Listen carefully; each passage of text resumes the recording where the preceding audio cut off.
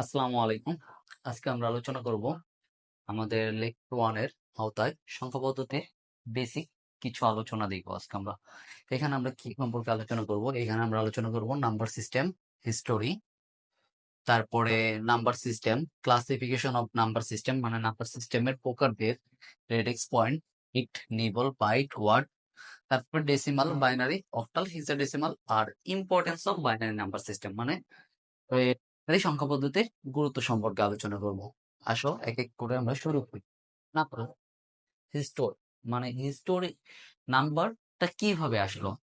এই যে আমরা যে গণনা করি, তো আদিম যুগের মানুষের ক্ষেত্রেও গণনা করার জন্য গণনা করা ওদের মধ্যেও তো একটা ছিল, কিউরিওসিটি ছিল যে ওরাও গণনা করবে।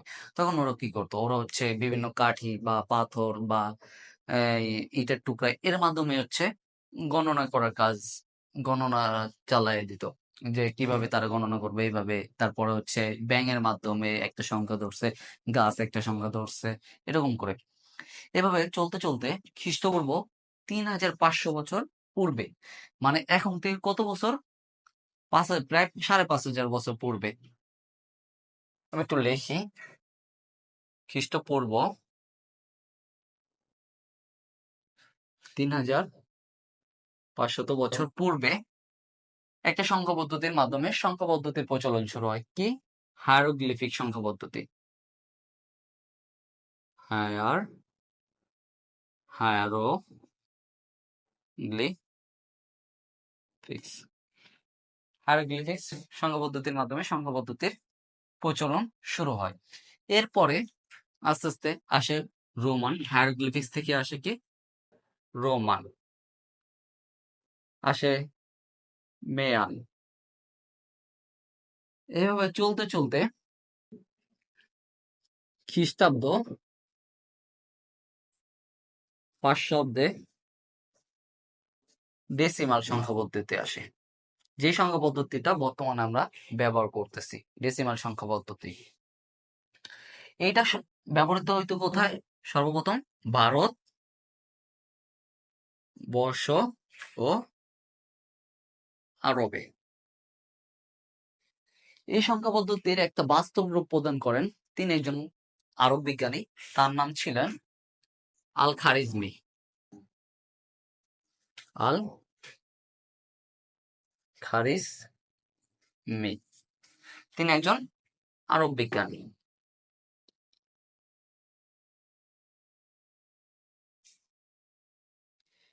এই জিনিসগুলো হচ্ছে সংখ্যা পদ্ধতির হিস্টোরি।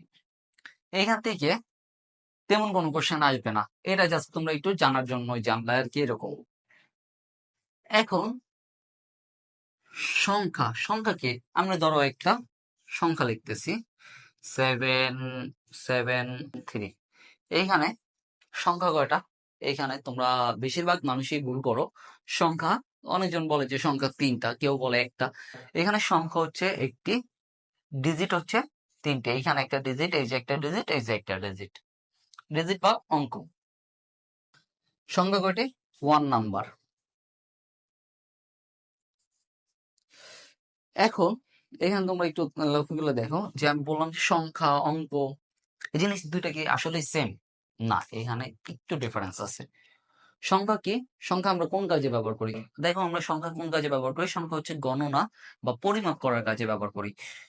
তো যদি তোমাদের প্রশ্ন আসে হোয়াট ইজ নাম্বার বা সংখ্যা কি, তো তোমরা এইভাবে উত্তরটা দিবা।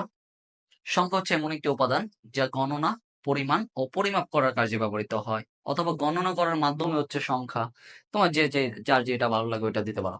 এখন আরেকটা বললাম যে আমি অঙ্ক বা ডিজিট। ডিজিট কয়টি? ডিজিট 3টি। এখন এই ডিজিট জিনিসটা কি? এখন এই ডিজিট হচ্ছে সংখ্যা। দেখো এই 3টা ডিজিট মিলে একটা সংখ্যা গঠন হয়েছে। তো কি? ডিজিট হচ্ছে সংখ্যা গঠনের প্রতীক বা চিহ্ন সমূহ। তো ডিজিট বা সংখ্যা কাকে বলে? সরি, ডিজিট বা অঙ্ক কাকে বলে? ডিজিট বা অঙ্ক হচ্ছে সংখ্যা গঠনের প্রতীক বা চিহ্ন সমূহকে বলা হয় ডিজিট বা অঙ্ক। এখন আসো যে আমরা নাম্বার সিস্টেম। নাম্বার সিস্টেম এই জিনিসটা কি? নাম্বার সিস্টেম বা সংখ্যা পদ্ধতি জিনিসটা কি? আমরা প্রত্যেকটা সংখ্যা কিছু না কিছু পরিবর্তন করে আরেকটা যেতেছে। তুমি ডেসিমালের ক্ষেত্রে দেখো যে 10টা অঙ্ক, বাইনারি ক্ষেত্রে 2টা অঙ্ক, তারপর অক্টালের ক্ষেত্রে 8টা অঙ্ক, হেক্সাডেসিমালের ক্ষেত্রে 16টা অঙ্ক। এগুলো কিন্তু তোমরা সকলেই জানো। এখন নাম্বার সংখ্যা পদ্ধতি কাকে বলে? বিশেষ কিছু চিহ্ন বা অঙ্ক পরিবর্তন করে সংখ্যা গণনা করার পদ্ধতি হচ্ছে সংখ্যা পদ্ধতি। এটা হচ্ছে আমাদের নাম্বার সিস্টেম। এটা গেল, এটা গেল। এখন আসো যে classification of number system. Number সিস্টেমের প্রকারভেদ, নাম্বার সিস্টেমের প্রকারভেদ সম্পর্কে আমরা একটু জানবো। নাম্বার সিস্টেম কয় প্রকার?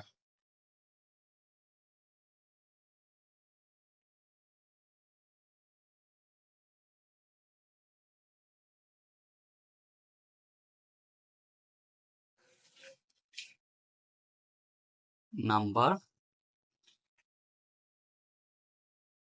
সিস্টেম, নাম্বার সিস্টেম প্রধানত দুই প্রকার। একটা হচ্ছে স্থানিক,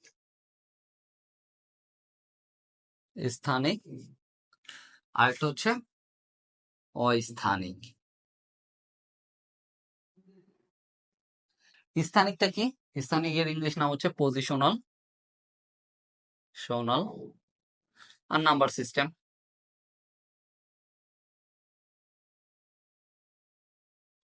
অস্থানিক কি? নন পজিশনাল নাম্বার সিস্টেম।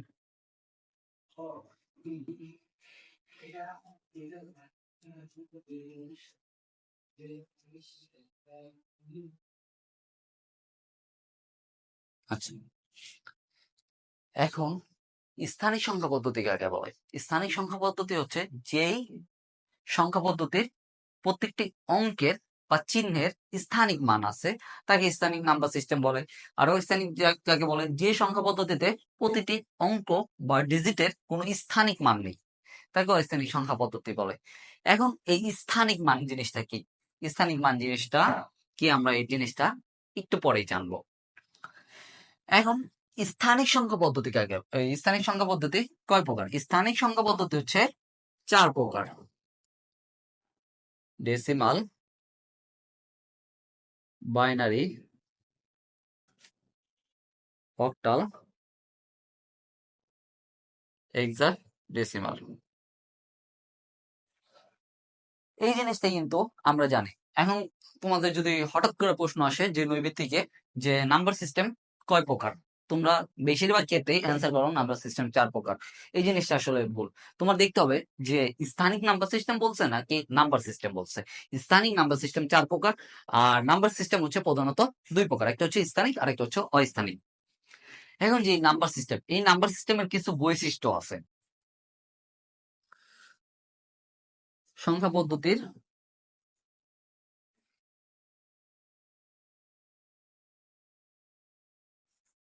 বৈশিষ্ট্য,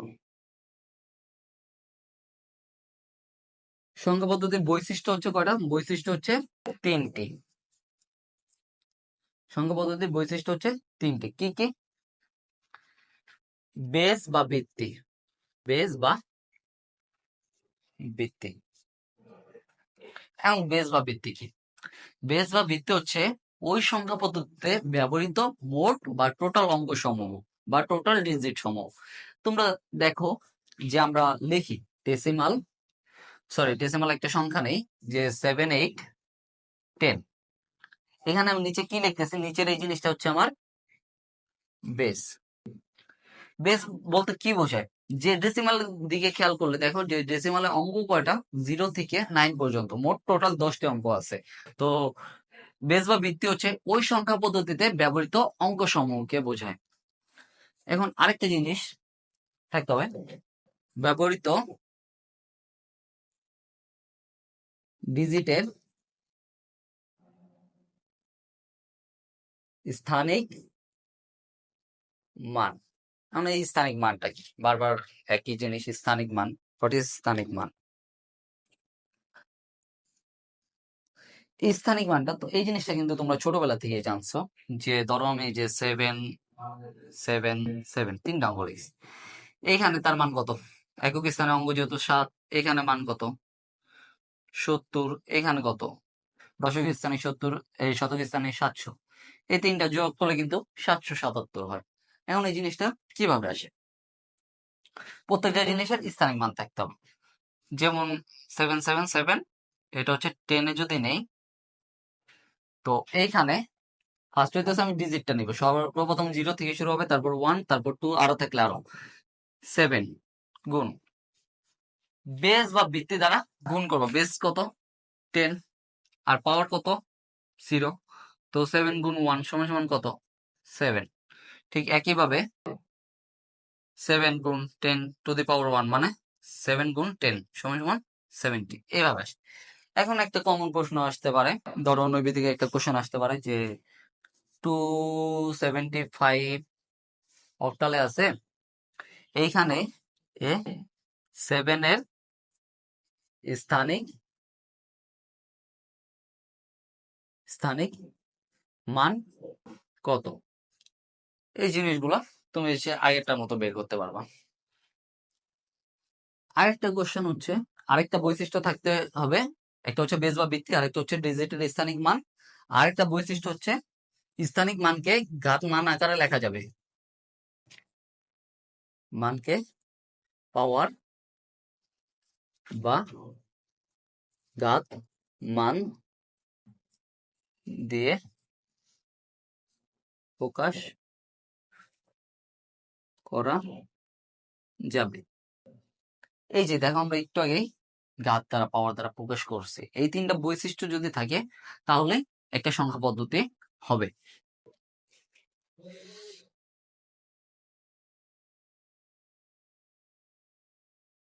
ক্লাসিফিকেশন শেষ।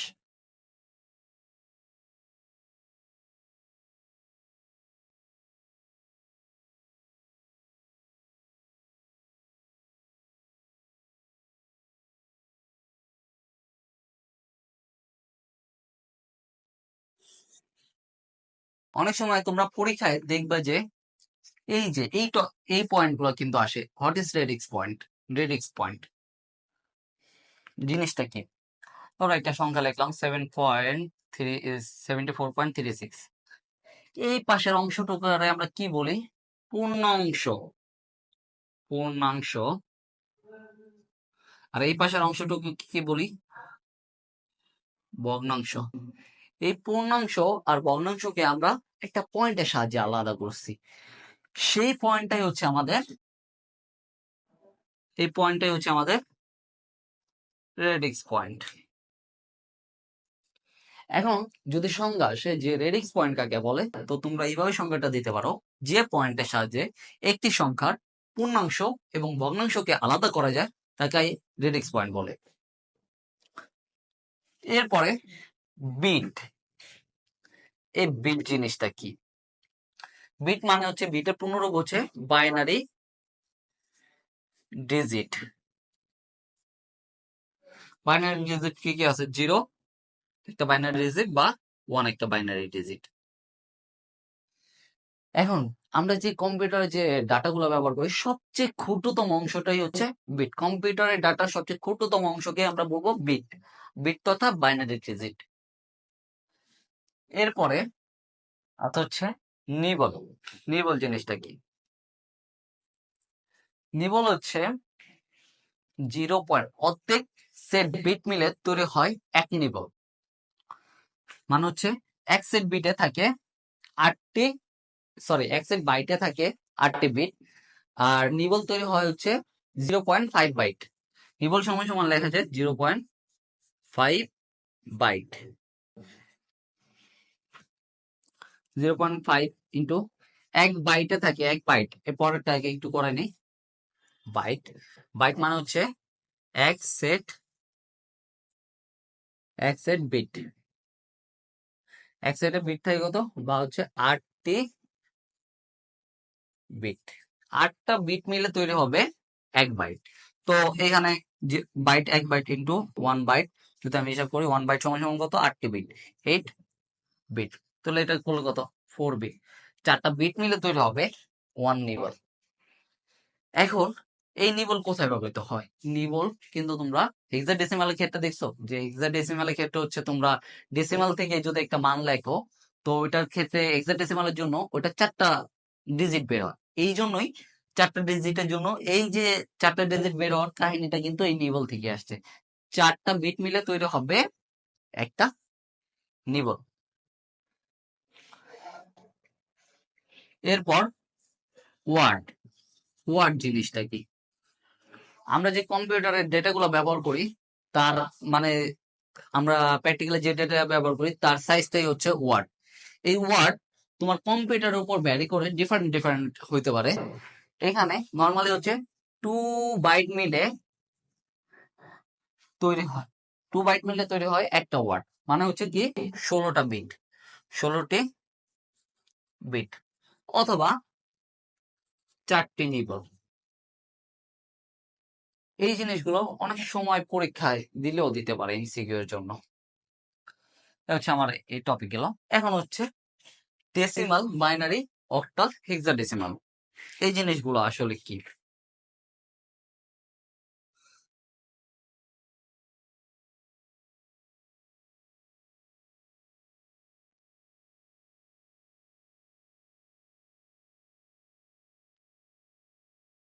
ডেসিমাল,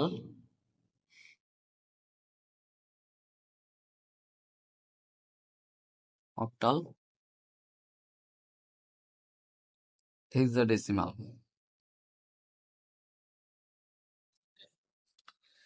প্রশ্ন আসতে পারে, যদিও আসে না, যে ডেসিমাল সংখ্যা পদ্ধতি কাকে বলে? তুমি এইভাবে অ্যান্সার দিতে পারো যে ডেসিমাল হচ্ছে কত? ডেসিমাল হচ্ছে 10। যে সংখ্যা পদ্ধতিতে 0 থেকে 9 পর্যন্ত মোট 10টি অঙ্ক ব্যবহৃত হয় তাকেই ডেসিমাল সংখ্যা পদ্ধতি বলে। তাহলে ডেসিমাল সংখ্যা পদ্ধতির ডিজিট গুলো কি কি? 0 থেকে শুরু হবে 9 পর্যন্ত, মানে একটা কম। বাইনারি, বাই মানে কি? বাই মানে হচ্ছে 2। বাইনারি ক্ষেত্রে সবসময় মনে রাখবে যে 0 থেকে শুরু হবে আর আগেরটা থেকে মানে শেষটা থেকে একটা বিয়োগ হবে। 2 বিয়োগ 1 কত? 1। তো অঙ্ক থাকবে কয়টা? 0 আর 1, দুইটা অঙ্ক। তো যে সংখ্যা পদ্ধতিতে 0 এবং 1 দুইটি ডিজিট ব্যবহৃত হয় তাকে বাইনারি সংখ্যা পদ্ধতি বলে। অক্টা, অক্টা অর্থ কি? 8। অক্টালে কত? 0 থেকে শুরু হবে আর 8 বিয়োগ 1, 0 থেকে 7টি অঙ্ক থাকবে, সেটা হচ্ছে অক্টাল সংখ্যা পদ্ধতি। আর হেক্সা মানে? হেক্সা অর্থ হচ্ছে 6। আর ডেসিমাল একটু আগে জানো, দশমিক বা 10। 6+10 সমান সমান 10 সমান সমান 16। যে সংখ্যা পদ্ধতিতে 0 থেকে শুরু হয়ে যে সংখ্যা পদ্ধতিতে 0 থেকে 15 পর্যন্ত মোট অঙ্ক গুলো ব্যবহৃত হয় সেটাই হচ্ছে হেক্সাডেসিমাল সংখ্যা পদ্ধতি, 0 থেকে 15 পর্যন্ত। এখন আসো, যদি আমি এইখানের হিসাব করি যে 10 লিখি, ধরো হেক্সাডেসিমাল আমি যদি 10 লিখি, 11 লিখি, 12 লিখি, 13 লিখি, 14, 15, এই সংখ্যা কি ডেসিমালে কি 10 নাই? অবশ্যই আছে, কারণ ডেসিমালের ডিজিট গুলো কি কি? 0 1, ডেসিমালের ক্ষেত্রে 0 1 2 3 4 ডট ডট ডট, মানে 1 আর 0 যোগ করলে তো 10 হয়ে যেতেছে। তো এটার সাথে আমি এটা পার্থক্য কিভাবে করব? পরে আবার 11 যদি লেখো, 11 এখানেও তো আছে, তো পার্থক্য কিভাবে করব? এই জন্য পার্থক্য করার জন্য 10টায় আমরা হেক্সাডেসিমালে বলবো এ, 11 ডে বি, 12 ডে সি, 13 ডে ডি, 14 ডে ই, 15 ডে এফ। তো আমি লিখবো কি 0 থেকে F পর্যন্ত। এই হচ্ছে আমার সংখ্যা পদ্ধতি। এখন দেখো আমি একটা চেক দিতেছি, 0787 আমি লিখছি কিসে? অক্টালে, যেহেতু বেস বা ভিত্তি দেখে বুঝতেছি এটা হচ্ছে অক্টাল সংখ্যা পদ্ধতি, কারণ অক্টালে যেহেতু 8টা অঙ্ক থাকে, এখানে বেস লিখছে 8, তো অক্টাল সংখ্যা পদ্ধতি। আমার কি অঙ্কটা ঠিক আছে? ম্যাক্সিমাম এই জিনিসটা চোখে দেখে ভুল করে ফেলো, দেখে মনে করো যে অঙ্কটা ঠিক আছে কিনা। আসলে দেখো এই অঙ্কটা ভুল আছে, মানে এই লেখাটা আমার ভুল আছে। কি ভুল? এই যে মাঝখানে একটা 8 দিয়েছি, 8, 8 ডিজিটটা কি অক্টাল সংখ্যা পদ্ধতিতে আছে? অক্টালের ক্ষেত্রে আমি কি বলছি? 0 থেকে 7 পর্যন্ত, 8 তো নাই, তো আমি এইখানে 8 লিখছি, তো এইটা আমার ভুল হয়েছে। এই জিনিসটার জন্য এটা অক্টাল সংখ্যা পদ্ধতির মধ্যে পড়বে না। এইভাবে সবগুলাই তুমি চেক করতে পারো। ধরো আমি বাইনারি ক্ষেত্রে লিখলাম 1 1 2 2, এখানে কি ঠিক লিখছি? এই যে আবার সেম, কারণ 2 তো বাইনারিতে নাই, তো আমি এখানে 2 ডিজিট ব্যবহার করছি, তো এটা ভুল হয়েছে আমার। এবার প্রত্যেকটাই জিনিস চেক করতে হবে আমাদের। এরপরে হচ্ছে importance of binary number system. Binary সংখ্যা পদ্ধতির গুরুত্বটা আসলে কি? তোমরা একটা প্রশ্ন সকলেই পেয়ে থাকবে হয়তো পরীক্ষায়, যে কম্পিউটার কোন মোডে কাজ করে। কম্পিউটার বাইনারি মোডে কাজ করে। কিভাবে বাইনারি মোডে কাজ করে? বাইনারিতে অঙ্ক কয়টা? বাইনারিতে অঙ্ক হচ্ছে 2টা, 0 1, 2 ডিজিট। আর কম্পিউটার কিভাবে কাজ করে? আমরা সকলেই জানি যে কম্পিউটার হচ্ছে অসংখ্য ক্ষুদ্র ক্ষুদ্র ইলেকট্রিক সার্কিটের সমন্বয় তৈরি। এই সার্কিট গুলো কিসে চলে? এই সার্কিট গুলো পাওয়ার পায় কোথা থেকে? বিদ্যুৎ থেকে। বিদ্যুতের, ওরা ধরে নেয় বিদ্যুতের 2টা ভোল্টেজ আছে। 2টা ভোল্টেজ কি? একটা হচ্ছে ভোল্টেজটা যদি আমি লিখি, কারেন্ট ভোল্টেজ, একটা হচ্ছে হাই ভোল্টেজ, আর একটা হচ্ছে লো ভোল্টেজ। এখন হাই ভোল্টেজটা কি? হাই ভোল্টেজটা আমরা প্রকাশ করি বাইনারিতে 1 দ্বারা, আর লো ভোল্টেজটা প্রকাশ করি 0 দ্বারা। এই যে যে 2টা অবস্থা প্রকাশ করার জন্য তো আমার 2টা ডিজিট দ্বারা হয়ে যায়। তো এই জন্য হচ্ছে আমরা কম্পিউটার বাইনারি মোডে কাজ করে। আর আমাদের কম্পিউটারের মধ্যে যত হিসাব নিকাশ দেখি, যা কিছুই লিখি না কেন, কম্পিউটার কিন্তু তুমি তোমার নাম লিখলেও তোমার নাম কিন্তু ও বুঝবে না। ও এইটারে ওর রূপান্তরিত করবে, যেটা হচ্ছে মেশিন লার্নিং এ, মেশিন কোডে। কম্পিউটার মেশিন কোড ছাড়া কিচ্ছু বোঝে না। তো আমরা যেভাবে লিখতেছি যে আমার নাম হচ্ছে রাব্বি, বা তোমার নাম যাই হইতে পারে, ও কিন্তু এটা বুঝবে না। ও বুঝবে কি, ও 0 1 ছাড়া ও আর কিছুই চেনে না। ও হাই ভোল্টেজ আর লো ভোল্টেজ ছাড়া কিছুই চেনে না। ও করবে, ধরো তুমি আমার নামের শেষে, আমার নামের জন্য ও একটা কোড রূপান্তর করে নেবে 100 100 1 1। ধরো একটা আমি মেশিন কোড লিখছি, এটা আসলে যে এরকম হবে এরকম না, আমি ধরে নিছি যে একটা কোড। ও এইভাবে বুঝবে, এইটুক মানে হচ্ছে আর, এইটুক মানে হচ্ছে এ, এইটুক মানে হচ্ছে বি, এইটুক মানে হচ্ছে, এইটুক মানে হচ্ছে বি, এরকম বুঝে নেবে। এই জন্য সংখ্যা পদ্ধতির ক্ষেত্রে এই জন্য কম্পিউটার হচ্ছে বাইনারি সংখ্যা পদ্ধতিতে কাজ করে বা বাইনারি মোডে কাজ করে। এখন তোমরা বলতে পারতো যে তাহলে কি আমরা 10টা ডেসিমাল দ্বারা প্রকাশ করতে পারবো না কম্পিউটার অবস্থায়? হ্যাঁ পারবো। সেই জন্য তোমার 10টা অবস্থা বের করতে হবে আলাদা আলাদা ভাবে, যে কম্পিউটারে এই জন্য এটা হবে, 1 এর জন্য এটা হবে, 2 এর জন্য এটা হবে। এই জিনিসটা করতে গেলে কি, জিনিসটারে অনেক কঠিন বানায় ফেলে। এই কঠিন জিনিসটারে সহজে সমাধান করার জন্য কম্পিউটারে বাইনারি মোডে কাজ করে। এই হচ্ছে আমাদের আজকের ক্লাস। আশা করি কালকের ক্লাসে আমরা হচ্ছে সংখ্যা পদ্ধতির রূপান্তর নিয়ে আলোচনা করব।